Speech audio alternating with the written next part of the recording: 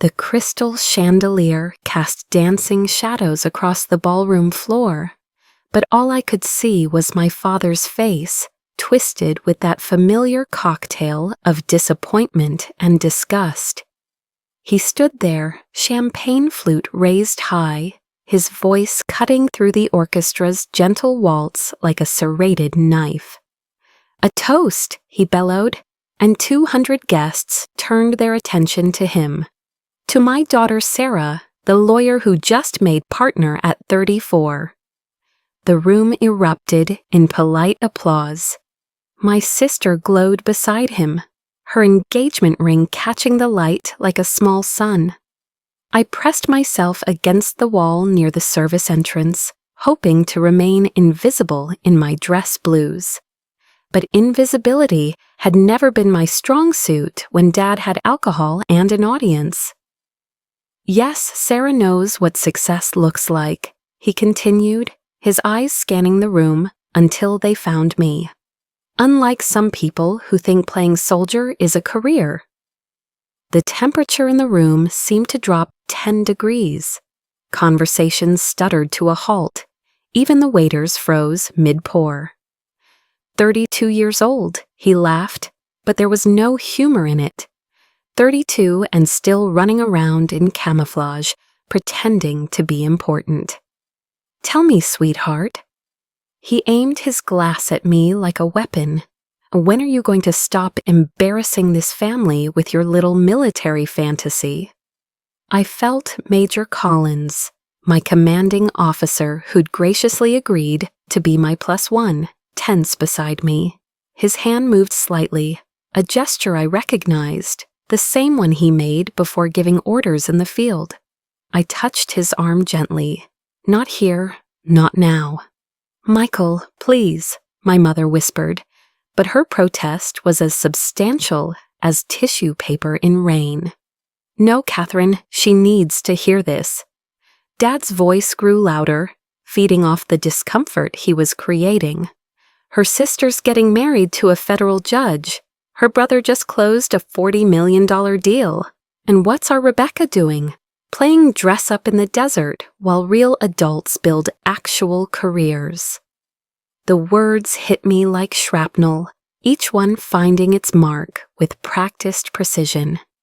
He'd been perfecting this speech for years, refining it at every family gathering, every birthday, every achievement that wasn't mine. "I bet half of you don't even know I have another daughter," he continued, gesturing wildly at the crowd. "That's because she's never here, always deployed, always training, always some excuse about classified this or confidential that. You know what I think? I think she hides behind that uniform because she knows she can't compete in the real world." Sarah finally found her voice. "Dad, stop it. This is my engagement party." "Exactly." He wheeled on her, delighted. "Your engagement party, your success, your achievement, not hers, never hers."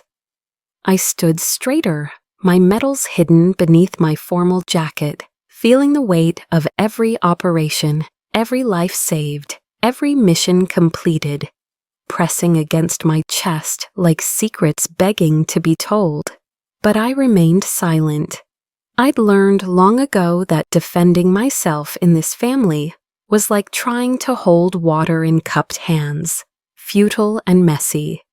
"Look at her," Dad commanded the room, and obediently 200 pairs of eyes turned to me.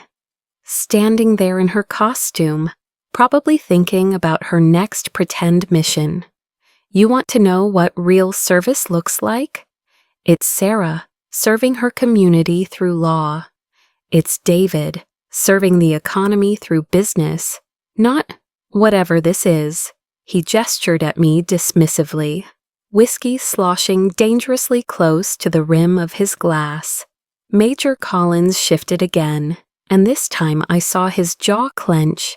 He'd been in Kandahar with me, knew what those pretend missions had cost, what they'd achieved. His own son had been in the unit I'd extracted under heavy fire last spring. A mission so classified it would be decades before anyone could speak of it. "Sir," Collins said, his voice carrying the authority of 20 years of command. "I think—" "Oh, you're one of them too," Dad interrupted, delighted to have fresh meat. "Another toy soldier? Let me guess, you're here to defend her honor?" "That's sweet, pathetic, but sweet." The room held its breath. I saw my mother bury her face in her hands. Sarah's fiancé whispered urgently in her ear. The engagement photographer lowered his camera, sensing this wasn't a moment anyone would want preserved. You know what the saddest part is? Dad wasn't done. He never was until he'd drawn blood.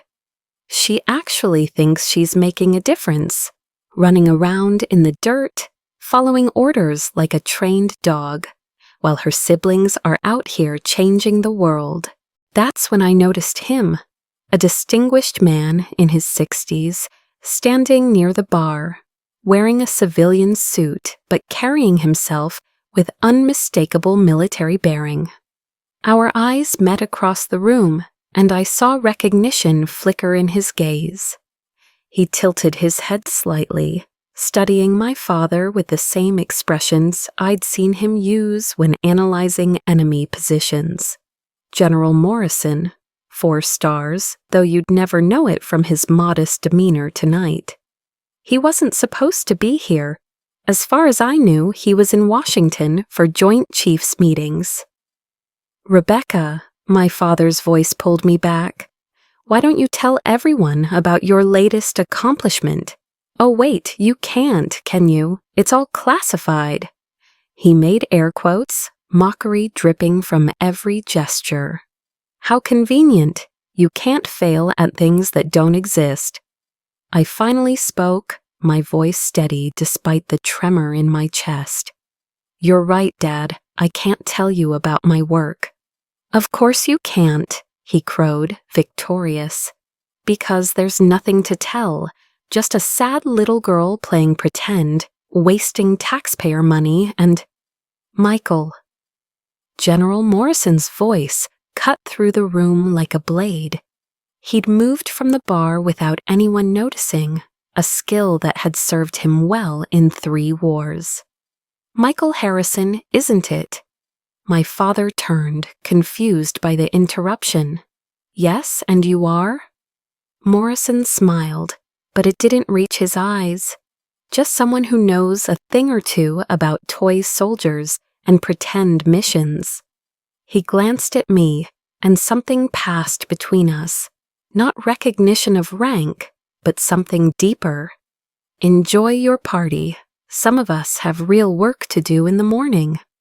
He walked past my father without another word, pausing only to nod at me. As he passed, he murmured just loud enough for those nearby to hear, "Ma'am." The simple acknowledgement, the respect in that single word, said more than any defense could have. My father, for once, seemed off balance. "Who the hell was that?" "Nobody important," I said quietly, gathering my clutch. "Just another person playing dress-up, I'm sure." I walked toward the exit, my heels clicking against marble with military precision. Behind me, I heard the conversation slowly restart, the orchestra resuming its waltz, my family trying to salvage their perfect evening. Major Collins fell into step beside me.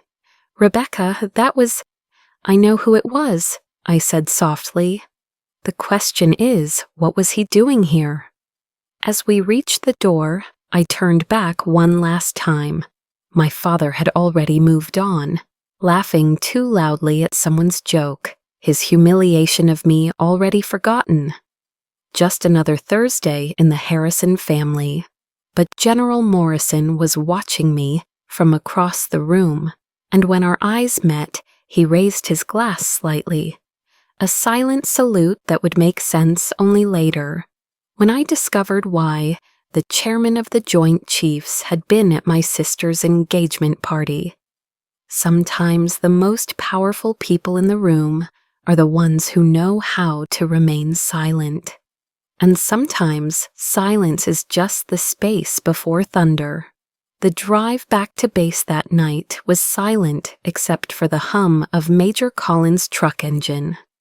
I stared out the window, watching the city lights blur past, each one a reminder of all the family dinners where my chair sat empty, all the celebrations I'd missed, all the times I'd chosen duty over dysfunction. "You know," Collins finally said as we passed through the base gates, "in 15 years of service, I've never wanted to punch a civilian more than I did tonight." I almost smiled. "He's always been like that. You just got the performance version. He's worse when there's no audience." But that wasn't entirely true. The public humiliation stung differently than the private cuts. At home, I could walk away, shut my bedroom door, disappear into my books about military history and strategic warfare. In front of 200 people, I was trapped in the spotlight of his disappointment, forced to stand there while he dissected my failures for entertainment. The first time I realized I was invisible in my own family, I was 12. Sarah had just won the state debate championship, and my parents threw her a party that lasted until midnight. That same week, I'd been selected for the Junior ROTC Leadership Program, the youngest student ever chosen. I left the acceptance letter on the kitchen table, hoping someone would notice.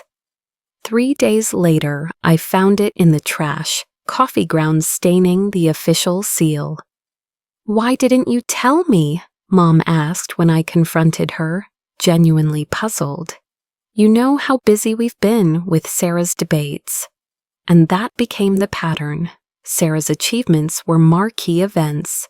David's were breaking news. Mine were footnotes when they were noticed at all. By high school, I'd stopped trying to compete on their terms.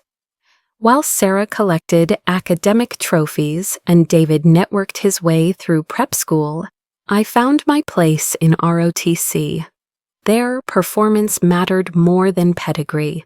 There, Captain Rodriguez saw something in me that my family couldn't or wouldn't.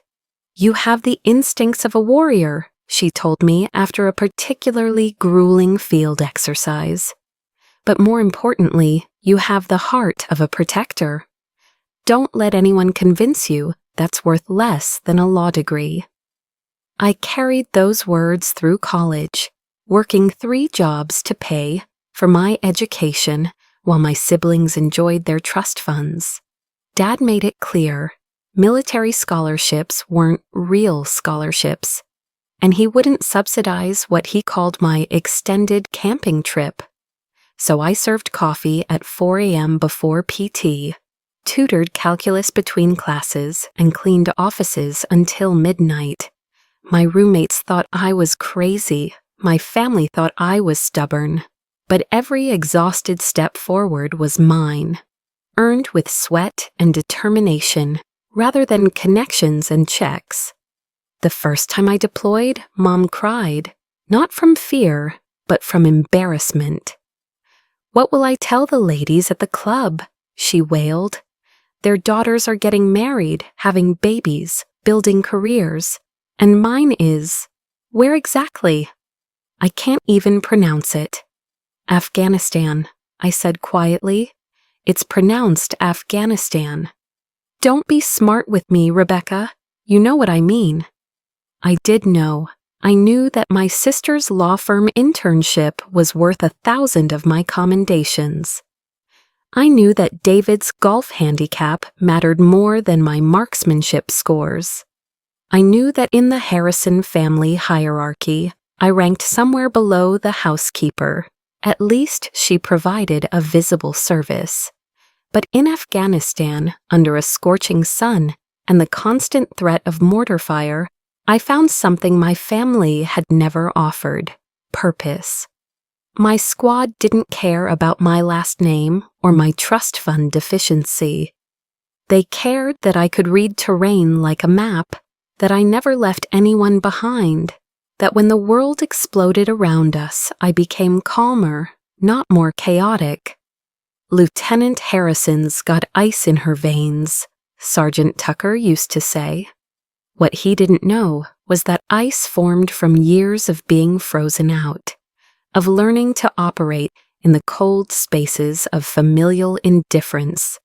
The missions blurred together. Officially, they never happened. The lives we saved, the threats we neutralized, the intelligence we gathered that shifted entire operations. All of it classified, stamped with security levels that meant I couldn't even tell my therapist, let alone my family. Not that they asked. My deployment emails went largely unanswered. Sarah was too busy with law review. David was closing deals in Hong Kong. Mom was redecorating.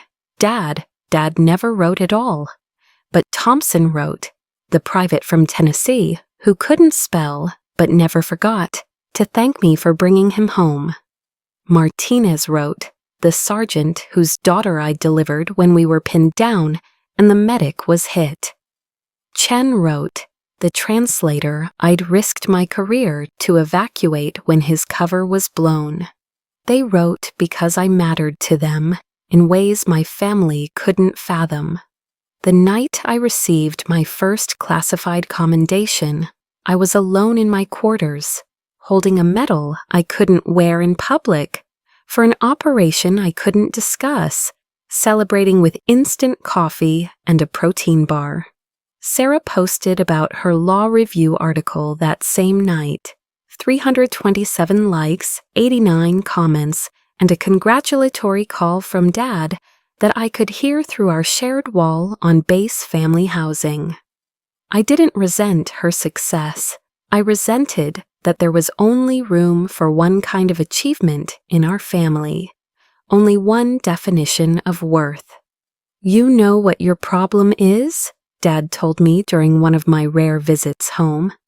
You're afraid of real competition. It's easy to be a big fish in a small pond, hiding behind classified this and secret that. Your siblings compete in the real world, where results are measured and matter. I thought about the village elder who'd kissed my hands after we'd freed his granddaughters from trafficking. I thought about the intelligence that had prevented a bombing in Kabul.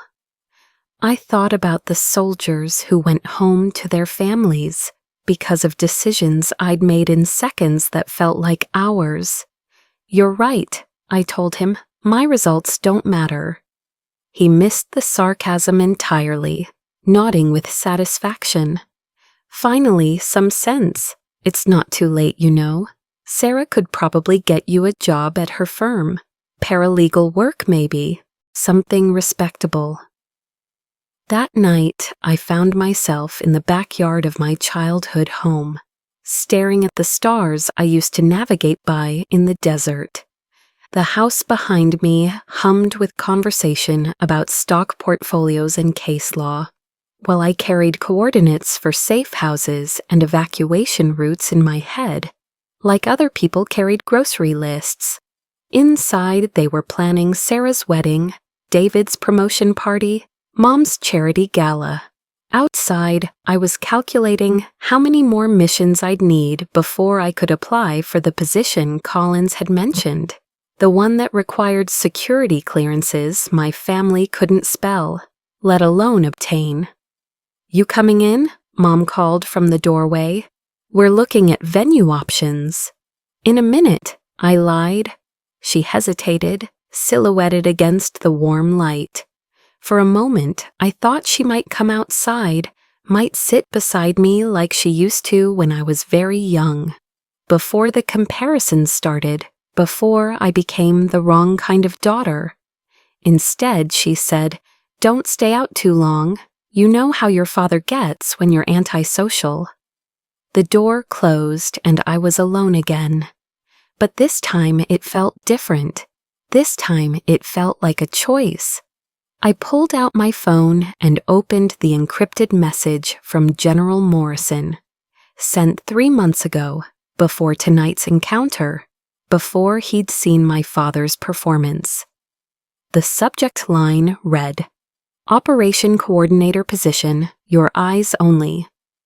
I'd been carrying it around like a secret talisman, afraid to respond, afraid to hope. But sitting there in the darkness of my childhood backyard, invisible to the family celebrating inside, I realized something.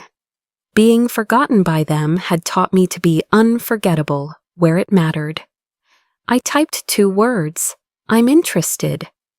The thing about being invisible is that you learn to move in silence. And silence, I discovered, was where the real power lived. In the spaces between words, in the missions that don't exist, in the daughter they never bothered to see, becoming someone they'd never expect. The encrypted email arrived at 0300 hours, its simple subject line belying the seismic shift it would create in my life. Volunteer basis only, immediate response required. I sat up in my quarters, instantly alert. 3 years in combat zones had taught me that the most dangerous missions came with the fewest words. My laptop screen cast an eerie glow in the darkness as I entered my authorization codes, each keystroke a step towards something irreversible. The message was brief: operational requirement critical, 18-month minimum deployment, location classified, survival probability moderate, volunteers with your specific skill set needed immediately. This message expires in 60 minutes, moderate survival probability. In military speak, that meant they expected to lose people. My phone buzzed, a voicemail from earlier that I'd ignored. Against my better judgment, I played it. "Your sister just made partner," Dad's voice slurred through the speaker, drunk on wine and parental pride. Youngest partner in the firm's history. The announcements in tomorrow's Times. When are you going to stop playing soldier and do something that matters? Your mother's embarrassed to go to the club. Everyone asks about Sarah and David, and then there's that pause when they remember you exist. How long are you going to keep embarrassing this family, Rebecca? How long? I deleted the message and stared at the email again. 60 minutes to decide, 58 now. Around me, the base slept. My unit was between rotations, most of them home with families who welcomed them, who understood that some sacrifices couldn't be photographed for Facebook or announced at country clubs. Good people with good lives, tethered to a world that wanted them back. I had no such tethers, just a family who'd rather I didn't exist, and a growing certainty that maybe, just maybe, that was a gift. I thought about Captain Rodriguez, long since retired, who'd seen the warrior in me before I knew what that meant. I thought about the missions that had shaped me, the lives saved in shadows, the intelligence gathered in silence. I thought about every time I'd chosen duty over the futile pursuit of my father's approval. 45 minutes. My fingers hovered over the keyboard. This wasn't just another deployment. The classification level, the volunteer-only status, the careful mention of specific skill set. This was the kind of operation that either made careers or ended them, often both. I pulled up my personnel file, reviewing what made me qualified for something this black-boxed. Linguistics, fluent in Arabic, Pashto and Dari, combat ratings, expert marksman, advanced tactical training. But it was the psychological evaluation that probably caught their attention. Exceptionally suited for extended, isolated operations. Shows unusual ability to maintain focus and decision-making capability. under extreme stress. No significant personal attachments that would compromise operational security. No significant personal attachments. They meant it as a strength. They had no idea it was scar tissue. 30 minutes. I opened a new message to Major Collins, then deleted it. He had a wife, kids who needed him. Whatever this was, it wasn't for people with reasons to come home. I thought about calling someone, anyone, to talk through the decision. But who? Sarah, who'd see it as another cry for attention. Mom, who'd worry about what to tell her friends. Dad, who'd already written my obituary in disappointment. 20 minutes. The email blinked at me, patient and inexorable. Somewhere in a situation room, people with stars on their shoulders were waiting for responses, calculating how many operators they could assemble for something so classified it might never be acknowledged. I thought about my father's words. When are you going to stop playing soldier? The answer crystallized with startling clarity. Never. But I was done playing anything. This was who I was, who I'd always been, who I'd been trying not to be, for the sake of a family that had already forgotten me. 10 minutes. I typed my response. Captain Rebecca Harrison, service number 83472-1051. I volunteer for immediate deployment. No next of kin notification required. That last part wasn't protocol, it was personal. If something happened to me in whatever shadow I was about to enter, my family would grieve the idea of me, not the reality. They'd mourn the lawyer I never became, the grandchildren I'd never provide, the normal life I'd failed to live. Better to spare them the hypocrisy of a military funeral for someone they'd never seen as a real soldier. 5 minutes. I hit send. The response was immediate. Report to Hangar 7 at 500. Bring nothing. Say nothing. From this moment forward, you don't exist. I almost laughed. I'd been practicing not existing my whole life. The next 18 months erased Rebecca Harrison more thoroughly than my family ever had. I became a ghost, a rumor, a redacted file. The missions blended into one endless operation, each more impossible than the last. While my sister made partner and my brother conquered Asian markets, I disappeared into places whose names I couldn't pronounce and wouldn't be allowed to remember. The isolation was supposed to break people. The constant danger, the moral ambiguity, the weight of decisions that affected global stability but would never make history books. It had shattered operators with stronger foundations than mine. But I thrived in the darkness. Every mission completed, every objective achieved, every impossible extraction executed flawlessly. It was validation in its purest form. Not from family or society, but from the only judge that mattered, survival. The mission that changed everything came 15 months in. Intelligence suggested a high-value target in a compound that didn't officially exist, in a country we weren't supposed to be in. What they didn't mention was the human trafficking ring, operating from the basement, or the 37 aid workers being held for ransom 2 buildings over. Abort came the order when we discovered the complications. Primary objective only. I stared at the thermal imaging showing body signatures huddled in basement corners, children based on their size. In the adjacent building, the aid workers waited for deaths that would be blamed on terrorists but orchestrated by governments.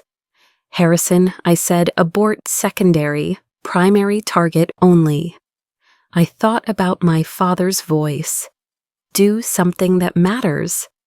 Comms malfunction, I said clearly, then cut my radio. What happened next exists in a file so classified it has its own classification level. Officially, nothing happened. Unofficially, 37 aid workers were mysteriously freed by unknown local forces, and several dozen trafficking victims were inexplicably discovered by legitimate authorities, along with evidence that brought down a network spanning 3 continents. The target? Eliminated, though not according to any plan that had been briefed. I expected court-martial. Instead, I got recalled to a location that definitely didn't exist for a debrief with people who definitely weren't there. "You disobeyed a direct order," the man with no name said. "Yes, sir." "You compromised operational security." "Yes, sir." "You risked a mission 18 months in the making for unauthorized objectives." "Yes, sir." He studied me for a long moment. The aid workers included 3 Americans. One was Senator Morrison's daughter. Morrison, as in General Morrison, who'd been at my sister's engagement party. The pieces clicked into place with an almost audible snap. "I didn't know that, sir." "I know." He slid a folder across the table, which makes what you did either incredibly stupid or remarkably principled. Since you're still breathing, I'm inclined toward the latter. Inside the folder was a commendation I'd never be able to frame for a mission that never happened, signed by people who didn't exist. But below that was something else, a reassignment to a unit so classified it was designated only by a symbol. "Congratulations, Captain. You've been selected for a program that values operators who understand. Sometimes the mission is bigger than the mission. Report to General Morrison when you're stateside. He requested you personally." I stared at the papers, understanding that this was what validation actually looked like. Not public accolades or family approval, but trust from people who dealt in global consequences. "One question," the man said as I stood to leave. "Why did you really do it? And don't give me the humanitarian answer. I've read your psych profiles. You're not that altruistic." I thought about it, about the real reason I'd risked everything for strangers in a basement. "Because nobody was going to celebrate them at engagement parties," I said finally. "Nobody was going to brag about them at country clubs or frame their pictures on mahogany desks. They were invisible, forgotten, worth less than mission parameters." I met his eyes. I know what that feels like, and for once, I could do something about it. He nodded slowly. "Morrison was right about you." "Sir?" "He said you'd learned to weaponize abandonment. That's rare." He closed my file. "Most people let it destroy them. You let it forge you. Dismissed, Captain." I left that room different than I'd entered it, not because of the commendation or the assignment, but because I finally understood my father had been right all along. I had been playing soldier. Now I was something else entirely. Something forged in the space between rejection and purpose, between visibility and value. I stopped needing their approval the night I chose strangers over orders, the night I learned that the missions that matter most are the ones nobody mentions. In that classified darkness, I finally found my light, not reflected from family pride, but burning from within, bright enough to guide others home. The ceremony took place in a room that didn't exist, in a building with no address, witnessed by people whose names I'd never know. General Morrison himself pinned the Distinguished Intelligence Cross to my uniform, a medal so classified that wearing it in public would violate federal law. "This is your third," he said quietly, studying the collection of honors hidden beneath my dress jacket. "Most operators never see one." "Most operators have people to tell," I replied. "I just have more room in my safe." He smiled, a rare occurrence for a man who'd seen too much. "How's your family? Your father still giving those memorable toasts?" I'd learned Morrison had been at Sarah's engagement party investigating a security breach at the venue. My father's performance had been an unexpected bonus to his evening. He's moved on to email forwards about how millennials are destroying America with our participation trophies. Ironic, considering what you've actually participated in.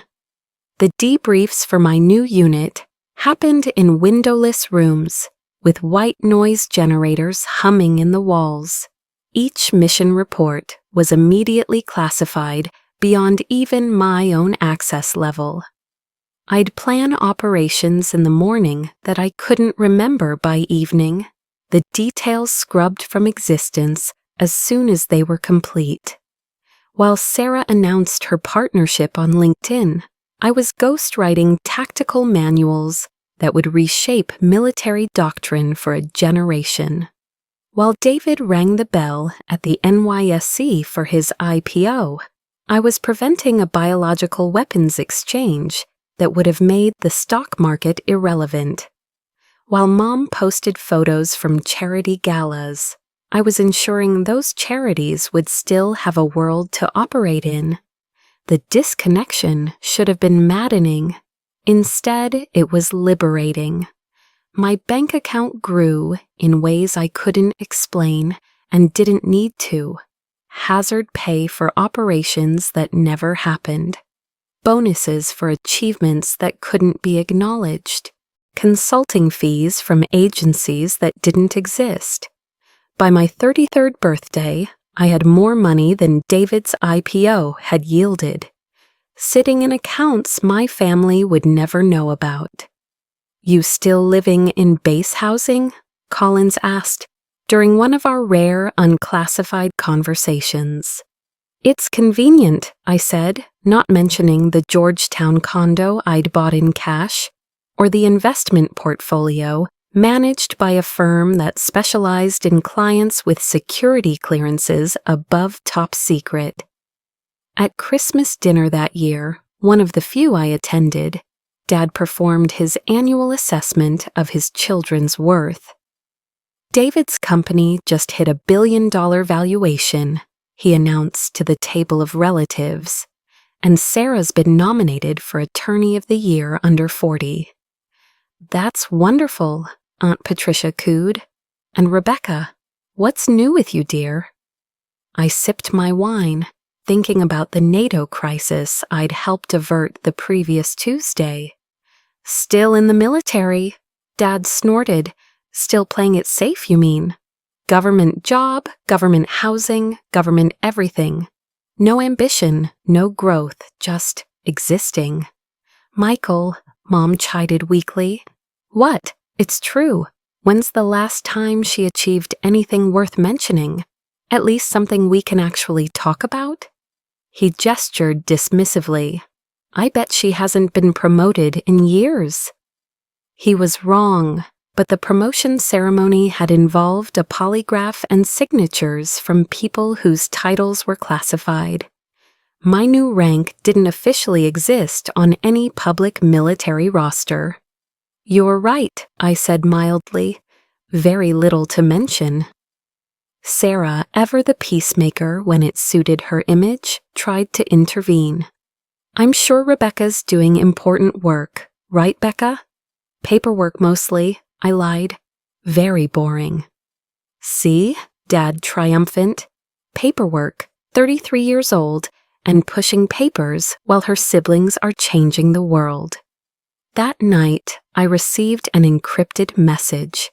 Another medal, another ceremony in shadows, another achievement that would die with me and a handful of others who couldn't speak of it.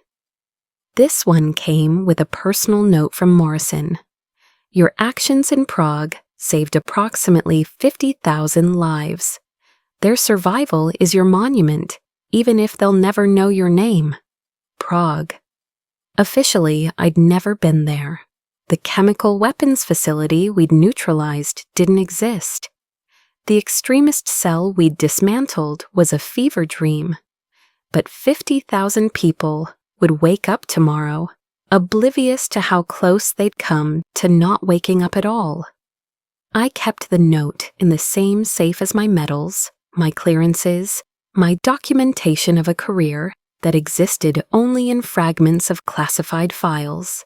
Sometimes I'd open it late at night, running my fingers over evidence of a life lived in spaces between official reality.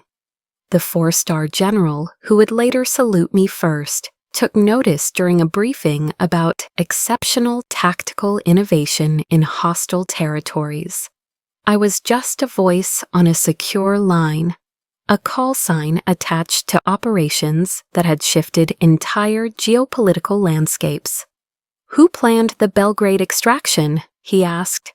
"Phantom 7, Morrison replied, using my designation. The same Phantom 7 from Karachi and Mogadishu, and the incident we don't discuss. I heard papers shuffling. I want to meet them." "That's complicated," Morrison said carefully. "Phantom 7 maintains deep cover, family considerations." "Family?" The general sounded surprised. I thought operators at this level were selected specifically for lack of attachments. "It's not attachment," Morrison clarified. "It's camouflage. The family has no idea what Phantom 7 does. Believes they're a low-level paper pusher. It's useful cover." "Christ," the general muttered. "Imagine having someone like that in your family and not knowing it." I almost laughed, alone in my secure facility, listening to them discuss my life like an academic case study. Imagine, indeed. The missions continued, each more critical than the last. While my siblings' achievements made headlines, mine made history. The secret kind written in classified archives and whispered in situation rooms. I became a ghost story in intelligence circles, a legend in communities that didn't officially exist. "You know what your problem is?" Sarah told me during one of her interventionist moods. "You're too comfortable being mediocre. Look at your life. No advancement, no recognition, no ambition. It's like you've given up." I thought about the president's eyes when he'd thanked me personally for an operation he couldn't acknowledge publicly. I thought about the foreign minister who'd wept when we'd extracted his family from a situation that would have ended very differently without intervention. I thought about the medals in my safe, each one representing lives saved in numbers that would stagger imagination. "You might be right," I told her. "I should probably try harder." She left that conversation satisfied that she'd done her sisterly duty, never knowing that my mediocrity had prevented her law firm from being targeted in a cyber attack that would have destroyed every case they'd ever handled. The threat assessment had crossed my desk. The neutralization had been my call. She'd never know how close her entire career had come to digital cremation. That was the beauty of operating in shadows. You could save the people who dismissed you, and they'd never know to say thank you. By the time I turned 34, I had a reputation in circles that mattered and invisibility in ones that didn't. My family saw a disappointment coasting through life on government benefits. A handful of people with cosmic-level clearances saw an operator who'd redefined what was possible in modern warfare. "There's a position opening," Morrison told me during a secure call. "Deputy director of an initiative so black it doesn't have a name, just a budget line that Congress doesn't ask about. Interested?" "Will I still be able to attend family dinners and be disappointing?" I asked. "It's actually a job requirement," he said dryly. The deeper your cover, the higher your clearance. And Harrison, your cover is impeccable." I accepted, knowing it would mean more isolation, more operations that couldn't exist, more achievements that would never see light. But also knowing that somewhere in a filing cabinet that cost more to secure than most people's houses, my real record existed. My real value, measured not in public accolades, but in prevented catastrophes and silent victories.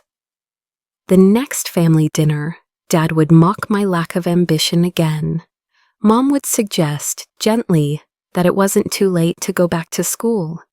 Sarah would offer to help me write a better resume, and I would nod and smile and agree with their assessment, all while wearing a watch that cost more than their cars.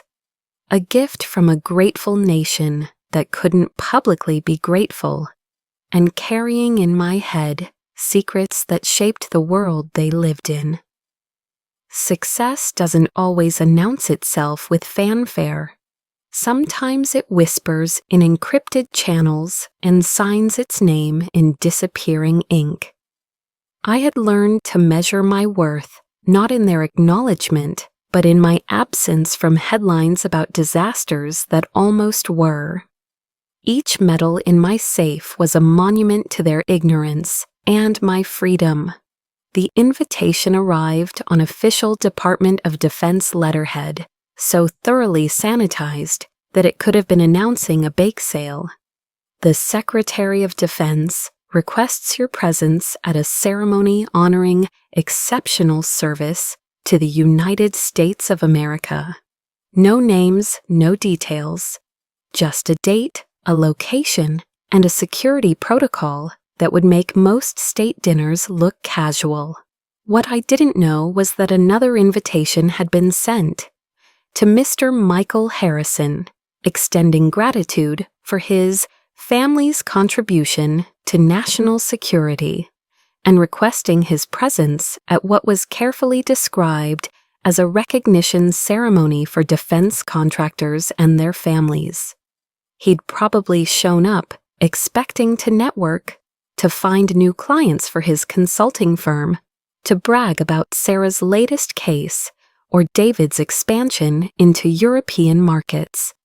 He'd have no idea that his disappointing daughter was the reason he'd cleared a background check that usually took months. The Pentagon's ceremonial hall was packed with dress uniforms and formal suits, media carefully selected for security clearances, and a small section of VIP guests who looked slightly confused about why they were there. I saw my family in the third row, Dad in his best suit, Mom clutching her purse nervously, Sarah checking her phone, David looking bored. I stood with the other honorees in a side room, my dress uniform immaculate, every authorized medal displayed for the first time in my career.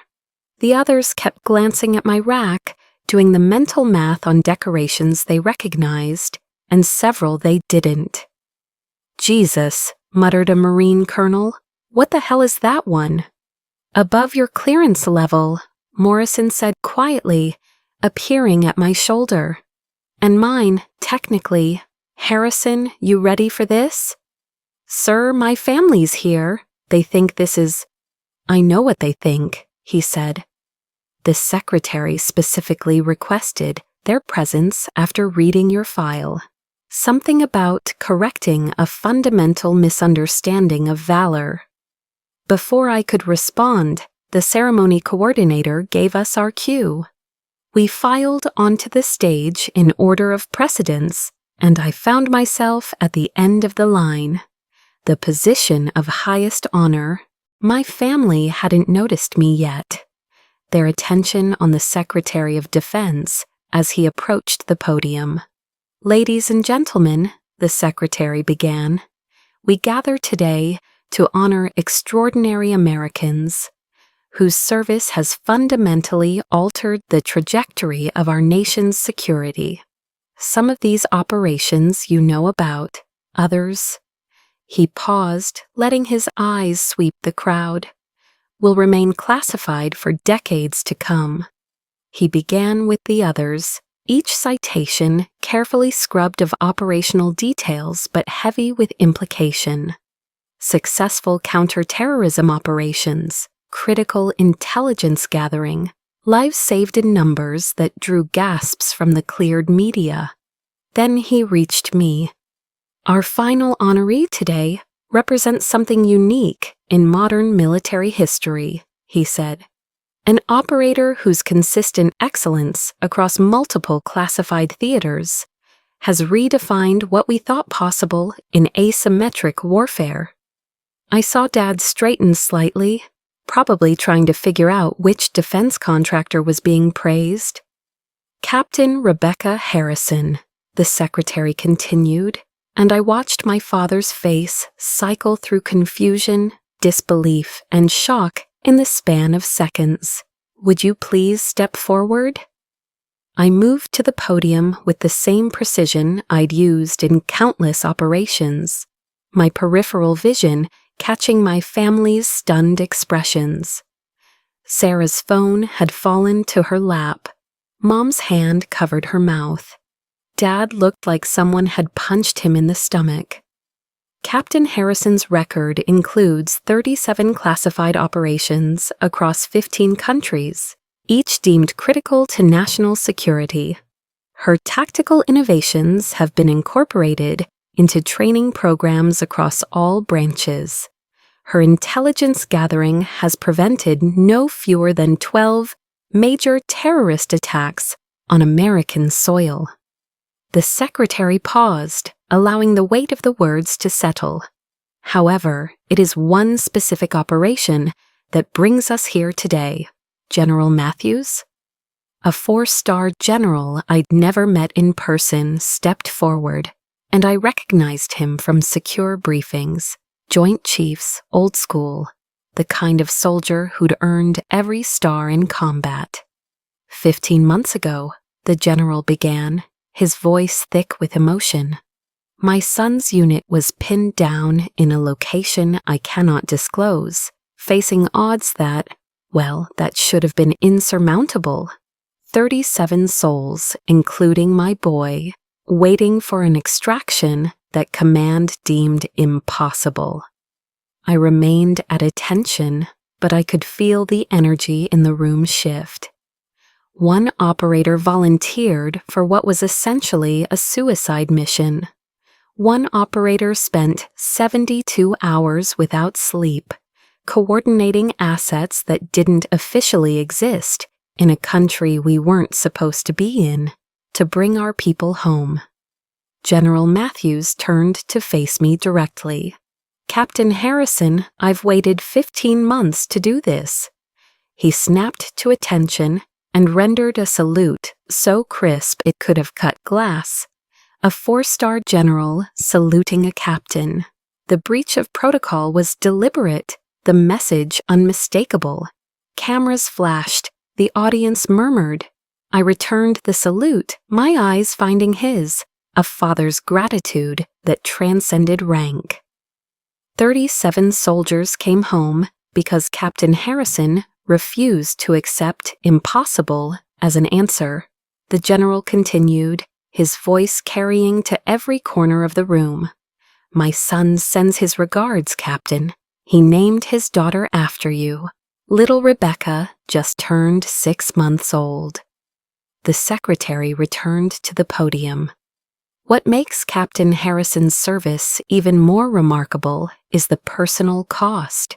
While her peers rightfully celebrated their achievements publicly, she operated in shadows so deep that even her own family, he looked directly at my father, believed she was, and I quote from her personnel file, wasting her life on a government salary, playing soldier. Dad's face had gone from red to white. I saw Sarah grab his arm, whether to comfort or restrain, I couldn't tell. Today we lift a small corner of that shadow, the secretary said. Captain Harrison for exceptional valor, unparalleled tactical innovation, and service above and beyond the call of duty, it is my honor to present you with the Distinguished Service Cross, the Intelligence Star, and," he paused for effect, "the Congressional Medal of Intelligence, authorized by classified executive order and presented to only 12 individuals in our nation's history." The room erupted. Even the cleared media seemed stunned. The Medal of Intelligence was more myth than reality, a decoration most believed didn't actually exist. As the secretary pinned the medals to my uniform, he leaned in close. "Your father's been trying to get my attention all week about defense contracts," he murmured. I approved his clearance just so he could be here for this. "Sir, I didn't ask for—" "I know you didn't. That's why we did it." He stepped back, voice returning to ceremonial volume. "Ladies and gentlemen, please join me in recognizing a true American hero, whose service in shadows has kept our nation safe in ways we may never fully understand." The standing ovation was thunderous. Through it all, I kept my bearing, my eyes forward, military precise, but I couldn't help notice my family in my peripheral vision. Sarah crying, Mom clutching Dad's arm, David's jaw hanging open. And Dad sat frozen, staring at me like he was seeing me for the first time. When the applause finally died, I was invited to speak.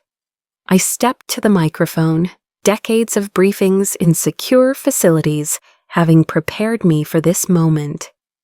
"Thank you, Mr. Secretary General Matthews," I began. "I'm honored, though I share this recognition with countless operators who remain in shadows, whose names you'll never know but whose service keeps you safe." I paused, letting my eyes find my family. Service comes in many forms. Some serve in courtrooms, protecting justice. Others in boardrooms, building prosperity. But some of us— I touched my new medal lightly. Some of us serve in spaces between what's public and what's possible. We don't do it for recognition. Most of us will never receive any.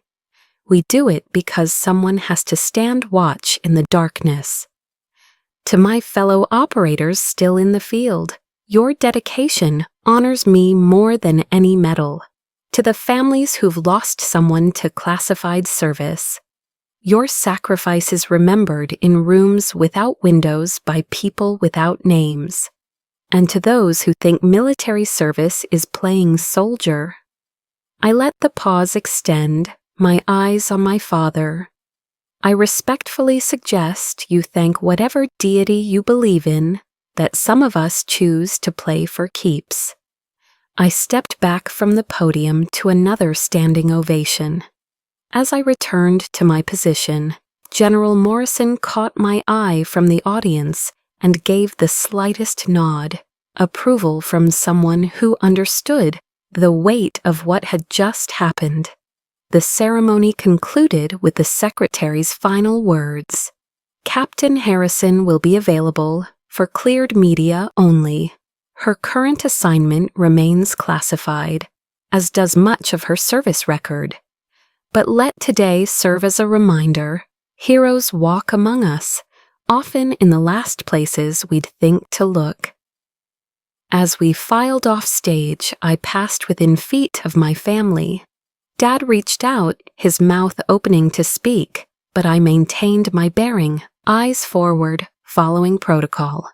There would be time for whatever he needed to say later. Right now, I had a job to complete. Receiving congratulations from people who mattered, fielding questions from media who understood operational security, being the officer the moment demanded. But I'd seen his face in that split second as I passed, the man who'd mocked me for playing soldier, suddenly realizing his toy soldier had been protecting him all along. Some revelations come gently, like dawn breaking over familiar landscape. Others arrive like artillery, obliterating everything you thought you knew in seconds. Watching my father's worldview shatter in real time wasn't revenge, it was revelation. The kind that changes not just how others see you, but how they see themselves. The reception following the ceremony was divided into 2 sections: a public area for families and uncleared guests, and a secure room for those of us who existed in classifications. I spent 30 minutes in the latter, accepting congratulations from people whose names I'd never know, discussing operations in euphemisms that would mean nothing to outsiders. "Your family's waiting," Morrison said quietly, appearing at my elbow with 2 glasses of champagne. "Security says your father's been quite insistent." "How insistent?" He tried to name-drop his way past a Marine Guard, mentioned his consulting firm works with Fortune 500 defense contractors. Morrison's lip twitched. The Lance Corporal was unimpressed. I took a slow sip of champagne, buying time. Through the bulletproof glass partition, I could see them clustered near the public reception's entrance. Mom wringing her hands, Sarah typing furiously on her phone, David pacing, and Dad. Dad stood apart from them, staring at the secure area's door like he could will it open. "You don't have to see them," Morrison offered. "There's a service exit." "That's not who we are, sir." I set down my glass, straightened my uniform. "We don't run from hard conversations." "No," he agreed. "We run toward them." "But Harrison, you've earned the right to handle this however you choose." The secretary made it clear. "Your family's clearance expires when they leave this building. After today, you go back to being their disappointment if that's what you need." I thought about it, the simplicity of maintaining the lie, of letting them keep their version of me. It would be easier, safer even, but I'd spent too many years in shadows to hide now. When I finally had permission to stand in light, I'll see them, I decided, but on my terms. The transition between secure and public space was marked by cipher locks and protocol. As I emerged into the public reception, conversations stuttered to a halt. Everyone wanted to stare at the woman with medals they'd never seen, whose service record was more redacted than readable. My family stood frozen near a display of military heritage photos. Up close, I could see details I'd missed from the stage. Mom had been crying, her makeup carefully reapplied, but not quite hiding the redness. Sarah clutched a program like a lifeline, her usual composure cracked. David kept running his hand through his hair, a nervous tell from childhood. And Dad looked older somehow, as if the weight of realization had aged him in minutes. "Rebecca," Mom breathed, stepping forward uncertainly. We had no idea." "That was the point," I said evenly, allowing her to hug me briefly. The medals pressed between us, cold and undeniable. "Why didn't you tell us?" Sarah demanded, her lawyer's instincts defaulting to interrogation. "All these years, you let us think." "I let you think what you needed to think," I interrupted gently. "What you were comfortable thinking." Dad finally found his voice. "The Secretary of Defense said he said you've saved lives, prevented attacks. That general saluted you." Each word seemed to cost him something. "A 4-star general saluted my daughter." "Yes. But you were always just—" "A disappointment," I supplied. "A failure. The family embarrassment playing soldier while real adults built real careers." He flinched at his own words reflected back. I never knew. You never asked." The words came out calm, without accusation, simply fact. 34 years, and you never once asked what I actually did. You just decided it couldn't be important. You said you pushed papers, David protested. You lived in base housing. You drove that old car. I said what I was allowed to say. I lived where it was secure. I drove what didn't draw attention. I glanced around the reception, noting the other families having similar conversations with their newly revealed operators. Do you know why they call it classified? Because it means placing duty above ego, service above self, mission above recognition. But we're your family, Mom said plaintively. Doesn't that mean something? It means everything, I admitted. It means I spent 15 years ensuring you'd never be targeted because of my work. It means I sat through every dismissive comment, every humiliating toast, every comparison to Sarah and David, and never once compromised operational security by defending myself. The aid workers, Sarah said suddenly, her legal mind making connections. Senator Morrison's daughter, that was you, the unknown forces who freed them. I neither confirmed nor denied, but my silence was answer enough. The cyber attack that almost hit my firm, she continued, pieces falling into place. The terrorist threat at David's IPO venue that was mysteriously prevented. She stopped, hand covering her mouth. Oh my God, how many times did you save us without us knowing? That's not how this works, I said simply. I don't keep score. Dad stepped forward then, and I saw something I'd never seen before, tears in his eyes. Rebecca, what I said all those years, I'm so... Don't. I held up a hand, stopping him mid-apology. We don't do this here, not in front of these people. Not because you're suddenly impressed by medals you don't understand, for missions you'll never know about. Then when? He asked desperately. How do we fix this? I looked at him, really looked at him. The man who'd raised me to be invisible, who'd taught me through neglect how to operate in shadows, who'd inadvertently given me the perfect training for a career in spaces between acknowledged existence. We don't, I said gently. We don't fix 34 years in one afternoon. We don't erase every toast, every dismissal, every time you introduced me as your other daughter, the one who's still finding herself. I didn't mean, yes, you did. Still calm, still factual. And that's okay. You meant every word, and I survived every word. But here's what you need to understand. I didn't do any of this for your approval.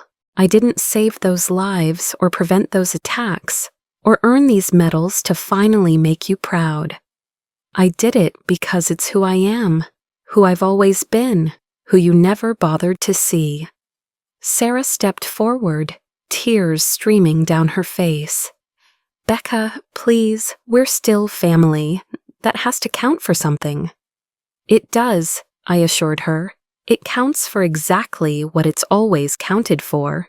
You're successful, accomplished people living good lives. I'm glad. I've even protected those lives more than you know. But being family doesn't mean you get to rewrite history. It doesn't mean I suddenly forget every milestone you celebrated while ignoring mine, every achievement you broadcast while dismissing my service. So what happens now? Mom asked quietly. I checked my watch, a tactical piece that cost more than most cars, gifted by a grateful allied nation. Now I have a debrief in 20 minutes. After that, a consultation with Joint Chiefs. Tomorrow, I deploy to a location I can't discuss for a duration I can't specify, to do things you'll never know about. Business as usual, Dad said bitterly. Exactly. I smiled then, the kind of smile I'd learned in interrogation resistance training. Except now you know that business as usual for your disappointment daughter involves that 4-star general's direct line and a security clearance you couldn't achieve in 3 lifetimes. I turned to leave, then paused. Oh, and Dad, that toast you're famous for, the one about Sarah knowing what success looks like. You were right, she does, you all do. You just never realized success could look like this too. Like someone willing to remain invisible so you could shine visible. Someone who found worth in shadows because you made the light feel so cold. Rebecca, wait! But I was already walking, my heels clicking against marble, with the same precision that had carried me through war zones and Washington alike. Behind me, I heard Sarah sob, heard Mom calling my name, heard David trying to reason, with security for access to the secure area. And Dad was silent. For the first time in my life, Michael Harrison had nothing to say. As I reached the secure door, I turned back one last time. They stood there, huddled together, looking lost in a way I recognized, the way families look when someone dies, when they realize all the things they should have said, except I wasn't dead. I was just finally fully alive in a way they'd never understood. General Morrison sends his regards, I said, loud enough to carry. He wanted me to thank you for the entertainment at Sarah's engagement party. He said your toast about toy soldiers gave him clarity about what kind of person raises a real one. The door closed on Dad's stricken face, on my past, on the family I'd loved enough to let dismiss me for decades. Inside the secure area, Morrison waited. How'd it go? Like an extraction, I said. Clean, efficient, no unnecessary casualties. Regrets? I thought about it, about the family I'd left standing in that reception hall, with their new knowledge and old guilt. No, sir, you can't regret necessary actions. Even when they hurt? Especially then. I accepted the classified folder he handed me. My next assignment, my next chance to matter in ways they'd never understand. Pain just means you're still human, and staying human while doing inhuman things, that's the real mission. The most powerful statement isn't a slammed door or a shouted accusation. It's walking away whole from people who broke you in pieces, carrying yourself with the dignity they never thought you deserved. Grace under fire applies to more than combat. Sometimes the hardest battles are fought in reception halls with champagne and tears. 6 months later, I received a package at my classified postal box. No return address, but I recognized Mom's handwriting. Inside, wrapped in tissue paper like something precious, was a letter. Beneath it, a leather journal, and at the bottom, something that made me pause. My father's West Point class ring, the one he'd worn every day of my childhood, the one he'd pointed to whenever he talked about real service. I left the package unopened for 3 days, carrying out operations that shifted global power in ways the public would never comprehend. But between missions, in the quiet moments when even shadows rest, I found myself thinking about that ring. Finally, in a hotel room in a city I couldn't name, I opened the letter. Rebecca, it began in Dad's careful script. I've written this letter 17 times. Your mother says I'm overthinking it, that I should just say what's in my heart. But what's in my heart is shame, and I don't know how to dress that up in words that matter. You asked us not to rewrite history, so I won't. I was a terrible father to you. I measured worth in ways the world could see, and missed the daughter who was saving that world in silence. I threw words at you like weapons, never knowing you were armor-plated by necessity. defending freedoms I took for granted. Sarah told me about the cyber attack on her firm. David figured out the threat at his IPO. We've spent 6 months uncovering shadows of your shadow work, finding your fingerprints on our survival. How many times did you save us, Rebecca? How many times did you sit at our table, bleeding from missions we couldn't imagine, and listen to me call you a disappointment? I'm not asking for forgiveness, you were right. We don't fix 34 years in an afternoon, but I wanted you to have this ring. I used to think it represented the pinnacle of military service. Now I know it represents the beginning of what you became. Something beyond what my small mind could conceive. Your mother keeps your childhood room exactly as you left it. Sarah named her new pro bono initiative after you.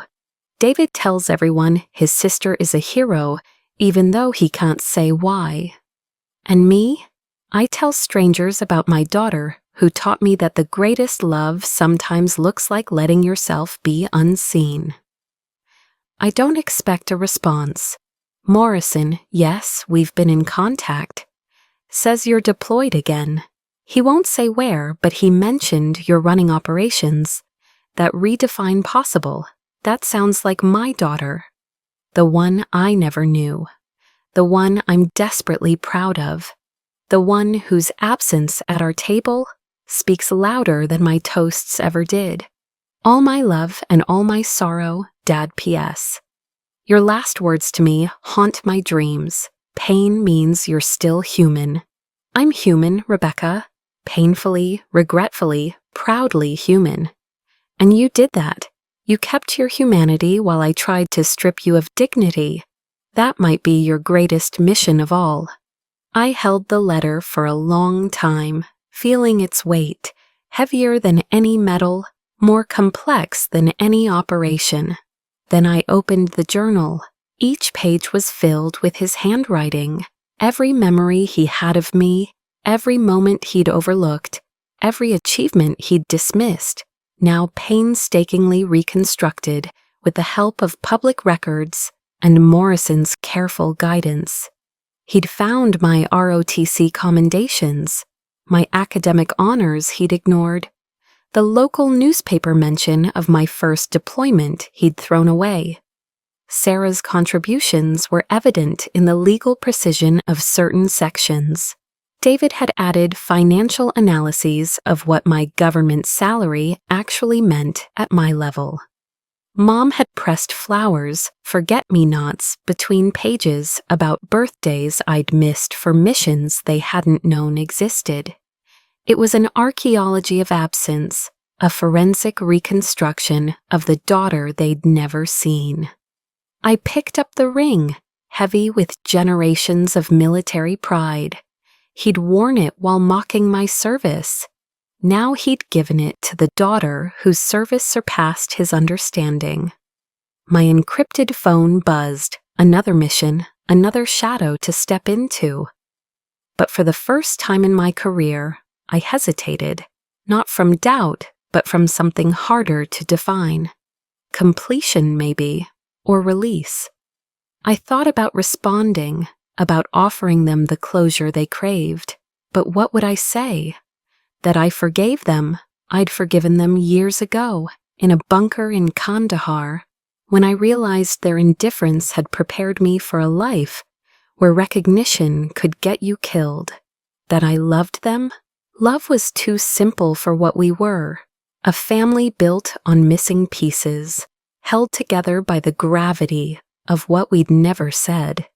Instead, I did what I'd always done. I acted without words. The next morning, each family member received a package. No note, no explanation, just a single item. For Mom, a pressed flower from the hills of Afghanistan, where I'd learned that beauty blooms even in hostile soil. For Sarah, a chess piece, a queen, carved from stone by a grateful village elder, whose daughters lived because of shadows and silence. For David, a challenge coin that would mean nothing to him, but everything to those who recognized its significance, carried only by operators who'd changed history. For Dad, a photo he'd never seen, taken by Morrison at the ceremony. Not of me at the podium or receiving medals, but the moment after, when I'd looked back at them one last time. My face was calm, professional, military precise. But my eyes held 34 years of love that didn't need words, pride that didn't need acknowledgement, strength that didn't need validation. They'd understand or they wouldn't. They'd find peace or they wouldn't. But I'd given them what I could, fragments of a life lived in spaces between their comprehension and my calling. 3 years later, I attended Dad's funeral. He'd had a heart attack, quick, clean, no suffering. The church was packed with his business associates, his golf buddies, his lifetime of visible connections. I sat in the back, in dress uniform, every medal displayed. People whispered, wondering who I was, this unknown officer with decorations they'd never seen. Sarah gave the eulogy, talking about a father who'd learned late but loved hard. David spoke of business lessons and family pride. Mom sat in the front row, small and dignified in her grief. When the service ended, I stood to leave. That's when I saw it. In his coffin, on his hand, he still wore his West Point ring, but on a chain around his neck, visible to anyone who looked closely, hung another piece of metal. A fragment of one of my medals, the one I'd sent him after reading his letter. The one that couldn't be whole because the whole story was still classified. Morrison appeared at my elbow as I reached the door. "He called me last week," he said quietly. "Wanted to know if you were safe. I told him you were in the field." He said, "She's always in the field. That's where she keeps us safe." He understood, I said, surprised by the tightness in my throat. Eventually, late but completely. Morrison paused. He asked me to give you something when this happened. He handed me an envelope. Inside, a single line in Dad's handwriting. "Darkness only has power when we refuse to see who stands guard within it. Thank you for standing guard, even when I couldn't see you." I folded the note carefully, placed it next to my heart, beneath medals that weighed less than his words. "You need time?" Morrison asked. "No," I said, checking my watch. "We have that briefing at 1500. "Business as usual?" "As unusual," I corrected. "Someone has to stand watch." I walked out of that church the same way I'd walked out of 100 other places, purposeful, precise, carrying secrets that kept the world spinning. Behind me, my family mourned a man who'd learned to see in the dark. Ahead of me, shadows waited with patient purpose. But for the first time in my life, I walked between light and dark without choosing sides. I'd learned what Dad discovered too late, that worth isn't measured in visibility, but in impact, that love doesn't always look like understanding, and that the greatest gift you can give someone who diminished you is the chance to grow beyond their limitations. The general who'd saluted me sent a wreath to the funeral. The card read simply, "For the man who raised a guardian, even when he didn't know it." Dad would have liked that. The man who'd mocked toy soldiers, honored by real ones. The man who'd valued visible success, mourned by shadows. The man who'd called me nothing, finally understanding I'd chosen to be everything he couldn't see. Dignity isn't what you prove to those who doubted you. It's what remains when you stop needing their belief to breathe. In the end, the silence I'd wrapped around myself like armor became the space where understanding could finally grow. Not in my time, but in theirs. And perhaps that's the most refined revenge of all. Giving those who hurt you the gift of growing past the pain they caused, even if you're not there to see it bloom. A message from refined revenge. If this story resonated with you, if you've ever been unseen, undervalued, or dismissed by those who should have championed you, remember this. Your worth was never dependent on their recognition. At Refined Revenge, we believe the best revenge isn't served cold. It's served with such grace that it transforms pain into power. Every week, we share stories of those who chose dignity over destruction, who let their success speak louder than any confrontation, who understood that true revenge is becoming someone your doubters could never have imagined. Subscribe to join a community that understands. Sometimes the most powerful response to being diminished is to rise so high that your absence becomes their loss. Sometimes the greatest gift you can give those who hurt you is the chance to witness what they missed. Because here's the truth, you don't need their apology to heal. You don't need their recognition to succeed. You just need to remember that the shadows they pushed you into might be exactly where your light was meant to shine brightest. Click subscribe. Choose dignity. Write your own story of refined revenge. Remember, living well isn't the best revenge. Living authentically is. And sometimes that means letting them see exactly what they lost the day they decided you weren't worth seeing.